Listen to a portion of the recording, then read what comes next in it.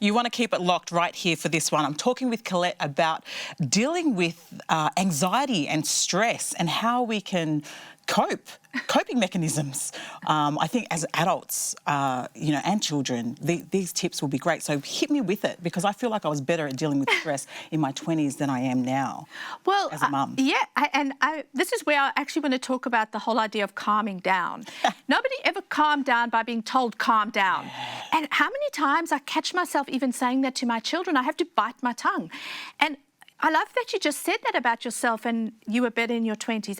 I think when you weren't a parent and when I wasn't a parent, we were, because you could just walk away. You could just go, no, I'm out, like, done. Deuces. I don't have to be part of this conversation.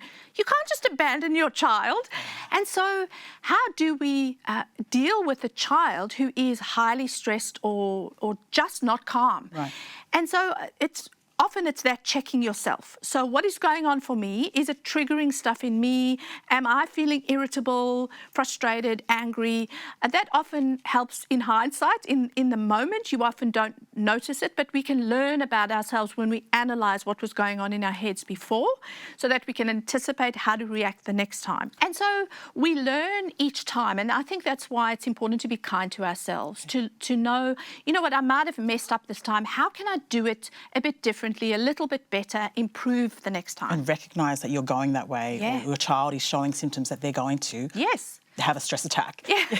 And so one of the things we've got to work on first is keeping our voice calm, keeping our voice down, trying to get our child to match the level of our voice. Because if we yell or yell above them, they will just keep yelling louder. I've learned that the hard way. I love that, because I feel like sometimes just because you're the loudest doesn't necessarily mean you're right. And you've heard that before. People say that all the time. So it's good to keep an even keel. Keep it down. Yeah. And then also things like teaching our children, and this is something we can practice ourselves, deep belly breathing. Right, when there's anxiety.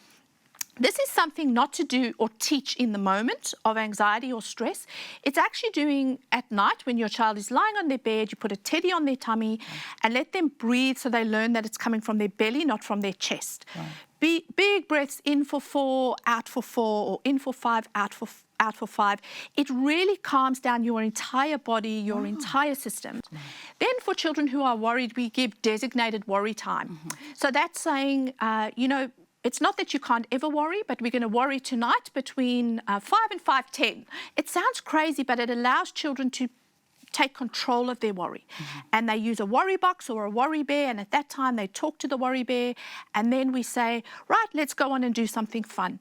So it's validating, letting them feel heard, and also practicing gratitude as an opposite to that. But there's many things we can do just to help our children with tasks to become the boss of their brain. Love that. Thank you so much, Collett, for those awesome tips. I know that's going to help you. Keep it locked right here at Mums at the Table.